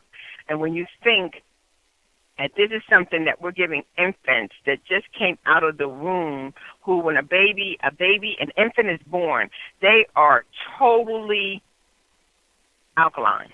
Their body is absolutely alkaline from head to toe, inside and out. And from the minute we start putting a bottle in their mouth, such as Similac or Enfamil or any of those, we're just adding all kinds of acids and impurities. And then we wonder why. And we have a cousin that just had a set of twins less than 6 weeks ago. And she was telling me about how she feed the baby cereal already. I just wanted to shake my head. I said, oh, goodness. And she said, oh, well, we do that so that they sleep. You know what I mean? No, no. Cereal, babies less than 6 weeks old. Plus, they were born a little small, so their bodies are not as mature, and they're giving them food that needs to digest, and they don't need to have that type of digestion yet. Babies are like 4 or 5 weeks old, and she's giving them cereal, and it's rice cereal. And rice cereal, it has arsenic in it. It's just horrible. It's just, if she never fed those babies any food, well, she's not nursing, though, so it's a little different. But you just can't start that type of digestion in a small infant at that age. You just can't. And then, as a matter of fact, one of the twins already ended up in a hospital with asthma already. And she had a picture of him with the little mask on his face. And, of course, she got a whole bunch of posts. Oh, we're praying. But she's not even thinking. You know what I'm saying? She's, and then a lot of women sometimes put powder all on the baby's belly, the little talcum powder. That's the first cause of asthma in young children. Those fine fibers go up into their nose and into their lungs and do all kinds of monstrous stuff in there. The next thing you know, 2 or 3 weeks later, the baby has asthma. So that's why Wise Wednesdays, we try to bring a lot of current events that Dave goes over. We try to bring in some life skills, just some mechanics to take you from point A to point B, or point B to point C, and it can't be done all at once. It really can't. But I always suggest for families who have children who like to eat a lot of junk food and all of that, let them watch some YouTube videos of how food is processed. I back in the day, a couple years ago, I found out about, you had mentioned chicken nuggets, and I had found out about that pink slime that is the actual foundation of chicken nuggets. And I put that on YouTube, and it went like viral. And then the next thing, I don't know if it was just me or other people too, but that pink slime, they called it, got such a bad rap because it was discovered that that's what they were putting in these chicken nuggets. I think they've changed the formula a little bit from there because people they were ready to stampede when they saw the pink slime and how it was processed and how they make it into these chicken nuggets. It was phenomenal. And that was a couple of years ago when Facebook kind of first got started. And that information went viral. And McDonald's had to change their formula because people were ready to stampede into the restaurant about it because you're saying chicken and it ain't chicken at all. Come on now. I think it is chicken now, but it wasn't chicken then. And I think my husband has mentioned several times about Kentucky Fried Chicken, who literally had to change their name to KFC because they were sued because it wasn't chicken. It was not chicken. They took them to the Supreme Court. It wasn't. You can look it up on YouTube.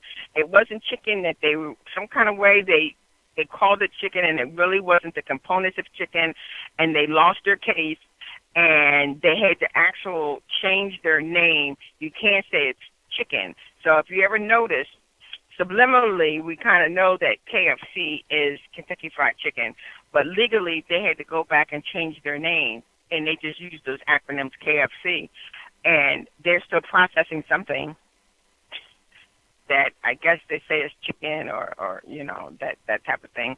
And some days we're not perfect. Some days, man, I start craving for this and that.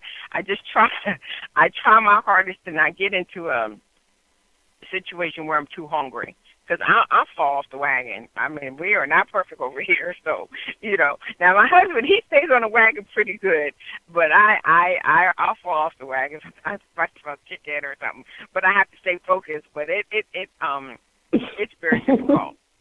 It really is, and so like for Thanksgiving, we stayed at home. We ate like bean soup. I made a bean soup, and we didn't go to nobody's house at dinner time. Now we went later on, 7 or 8 o'clock in the evening. We went and saw the grandkids and everything, and dinner was done. But I didn't even want to walk in there with those smells because I got to do what's best for me, and it's just better not to be there. Because if you turn your nose up to some people's food sometimes, especially when it's family, I ain't eating that. They look at you like, there she go, holier than that. So I try not to make those type of confrontations. But then when something starts hurting or they got an ailment or then they call us up, and they will call us up. Oh, well, what did you say? Didn't you say such and such about such and such? Mm-hmm. Yeah, we did. And I'll repeat whatever they want me to repeat. Yeah, well, maybe do a toxic cleanse or, try to get all the impurities out. Anytime anybody has these big holidays, afterward, I always tell them do a detox or what do you call it, where you just go to the bathroom. I tell them to use that what's the citric stuff? Whenever you go if you're going to go get a medical exam, they tell you to drink this stuff. It's called citric acid, I think. And you buy it at the grocery, you buy it at the pharmacy. It's about $1.50. It's this little, it's this solution that you drink, and that'll clean out a portion of your colon. It doesn't clean out your whole intestines, but it will clean out a large portion. But you can't go anywhere. When you start drinking it, you're going to be up all night, going to the bathroom. It'll start out as bowel movement, and then it gets thinner and thinner, and then it's more like a water. And that cleans out a portion of your intestines, like the lower portion. But I always tell people, if you did a lot of damage and you ate some foods that, you kind of picked out pretty much, try at least to clean that out afterward. That's helpful. That's trying to get some of those toxins out, and then just try to go forward and make a little better choices.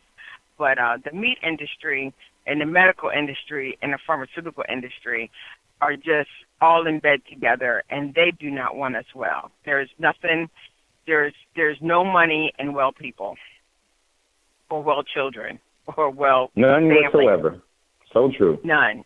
Yeah, and they don't want marriages to go forward. You know what I mean? They just love it when folks go get divorces and fuss and fight.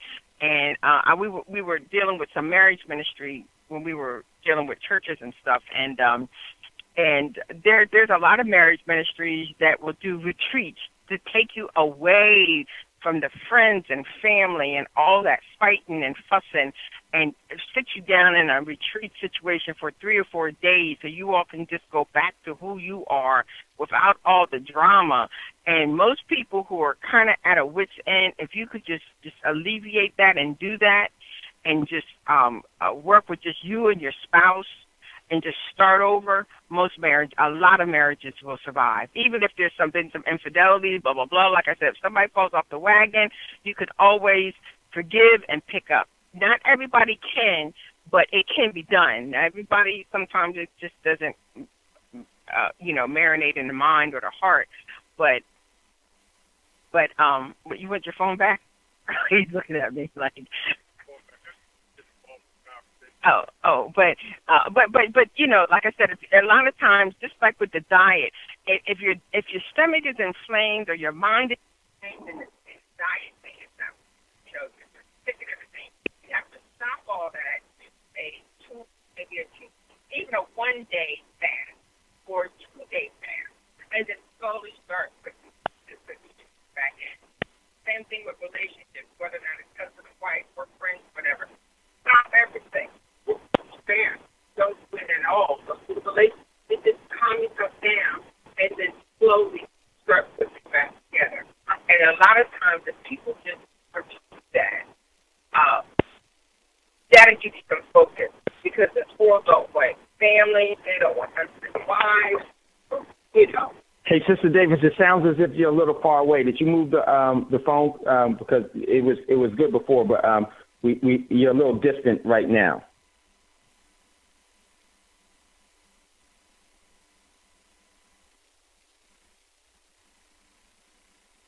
Oh well, I guess I guess they were in a bad area because their phone dropped. So Sister Davis and Brother Davis should be calling back in a second. But man, I tell you, that's so true. Had a laugh at a lot of stuff that when Brother and Sister Davis going. I love Wise Wednesday because you get to hear the perspective from people that we all admire and know, and you know, from relationships to, and I think that would be a great thing for Sister Davis and Brother Davis to do is a relationship one in show, in, you know, because that's something that's extremely important to our overall structure as a unit of people, is our relationships. And, you know, relationship is not just with your spouse. Relationship is with every living thing around you as well. Because one of the things that I noticed is that there was a big difference between, I'll take two family members. I knew two brothers, and their overall energy was completely different, and which is nothing wrong with that at all. But one energy was more selfish, and the other energy was more sharing. And just watching them throughout their whole life, the relationship that they've had with others, they took that same personality into their relationships with everyone around them, because that's who they are. And you can see the misery of the one life, I'm not going to say which one, you can figure it out, compared to the other one was vast. But that does not mean that one is better than the other. That just means that we are uniquely different in how we approach things. And I think with us all, we have to really look at who we are and what is it that we really want to achieve, because I don't no longer look at life or this moment in eternity as man has orchestrated it or has said it is, because that's not always true. You know, I always look at things from a standpoint of me individually first and foremost, because you were created individually. You were born alone. You ultimately live in this eternity alone. You make the great transformation alone. So I always say, leave me alone, in so many, you know, being smart. But that's really who we are individually. Now, sometimes what happens is that some people think that their life can intrude on someone else's life, and that's fine. Well, that's where it all, you know, that's where a big problem comes. This is why we have the subjugation and enslavement that we have now, because people think that, you know, they don't realize that their freedom ends where someone else's begins, or they don't care. Just because you could doesn't mean that you should. Just because you can take advantage of someone doesn't mean you should, because in actuality, what happens is you're starting a spiritual direction for yourself, not just in this physical life, but throughout eternity. So Brother Davis is back. I want to give it back to him on Wise Wednesday, but just wanted to make that point. So you're really affecting you. And some people say, I don't care. I feel good. Okay. Well, you remember back in the day when you felt good and then you felt bad later on about some things? It probably could be contributed to the decisions that we all make. And this is, you know, really, really important. So let's get back to Brother Davis. Stepped out again. Earlier. Go ahead, Brother and Sister Davis. Can you hear me? Yes. Can you hear me? Can hear you perfectly. Okay. Yes. Yeah. I apologize. Earlier when we try to set aside time to do the show, and we were at a truck stop and we were set aside time, and as soon as I think it was like 5:30, they called and gave us this load that came up there to this area where we have snow. But so we attempted to keep the call live, but we knew that we were going upstate New York and that type of area. We knew that it would be not a good feed stream through the phone, so we apologize for the interruption. No problem, Sister Davis. You and Brother Davis never have to apologize. And then he had to jump in and out, you know, at this processing plant. Actually, I think this is a chicken egg processing plant. We're going to say that's what the name of the place is. But yeah, we just wanted to just piggyback on any kind of questions or concerns that you have. We don't know it all by any means, but we've kind of been there, done that with most things. We have a blended family where, there were stepchildren and there were adopted children and natural children, so we kind of did that. We've kind of moved from East Coast, West Coast, lived in different areas. So we do have a lot of that knowledge. Like I said, the religious information that we bring is very unique because each religion taught us a lot. I wouldn't trade anything. I wouldn't trade it at all, nothing, because each religion taught us a lot. We've done lots of different jobs. We've got an armful of different jobs. Never saw myself as a truck driver ever. Never saw that. But this is good. This is what we needed. We enjoy being together. We're a good teamwork. We do a lot together. My husband, I learned how to drive, do a truck driving school, and then he trained me. He didn't train me as his wife. He trained me as a second seat because when I drive, he sleeps. So he couldn't act like, oh, this is my wife, I'm going to, pacify her and give her the easy course. I think he gave me the worst course there was, because he's a very, very good teacher.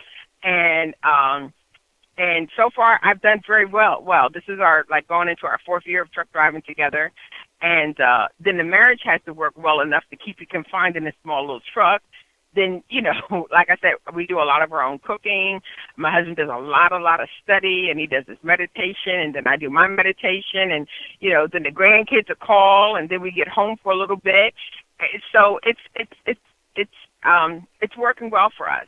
One of the things that we do really benefit is that we see the different barometers around the country with, we're in the north, south, east, and west. We don't go out Sister Davis, so much. just so you know. Okay. 2 minutes. We got Okay. 2 minutes left. Okay, and we don't go so far out to California too much anymore, but maybe on the next week's show, we'll share about some of the barometer that we have seen change since Trump has went in office. I saw some real serious stuff before the election and now after the election that I'd like to share with you, because we go to different truck stops and different grocery stores and Walmarts and stuff, and I'd like to share what I've seen because you all will be very surprised. Some of the stuff is really bad, and some of it is not as bad as you think. I don't know what's going to happen after he is actually gets inaugurated into his office right now, but we can bring you up to speed to what we see. And we do a lot of stargazing and sun gazing, so it's working for us. But, Dave, I'm going to turn the last minute over to you so you can close out the show, and we appreciate everybody on the call, everybody that's called in. If you have some questions next week that kind of piggyback on the discussion this week, please feel free to call in next week. It's not a problem. We can always go back and revamp on any information that we have. Dave, do you want to take it from here? Yeah, you know what, Sister Davis, it was a couple of things. Definitely will. We got 1 minute left. Just want to thank you and Brother Davis for doing Wise Wednesdays, and it's all, it shows just who you are, and we definitely appreciate it. You talked about when you were doing the frequency channeling as Buddhists. Brother Braggs and I talked about it, and then Chico Stick actually called me this week and wants to do another show, and he mentioned you and Brother and Sister Davis, and lo and behold, what does he talk about? The actual language to be able to create things immediately from what's spoken. And Brother Braggs talked about that. He and I talk about that and it's all goes together. And it's amazing how it all fits and works. So looking forward to that. And definitely would want to hear about the differences that you've seen since the great selection of the electoral minutia or propaganda that went on and how it's all unfolding. Looking forward to that as well. Okay, everyone, it's never goodbye. As always, we'll see you later, and it's much love and much respect. We always say, before you ask for a fortune, make sure to give one away. Much love, much respect. We'll see you soon. Gold dinar would have had serious consequences for the world financial system, but may also have empowered the people of Africa, something black activists say the US wants to avoid at all costs. We're slicing cake.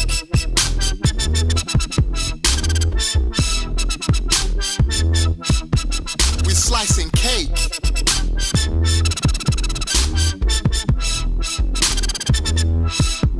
We're slicing cake.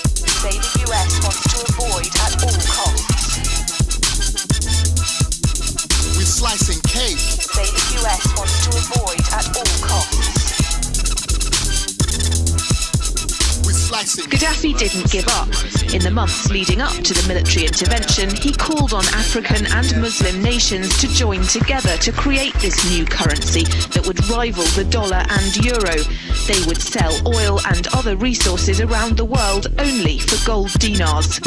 It's an idea that would shift the economic balance of the world. Countries' wealth would depend on how much gold they have, not how many dollars they trade. And Libya has 144 tons of gold.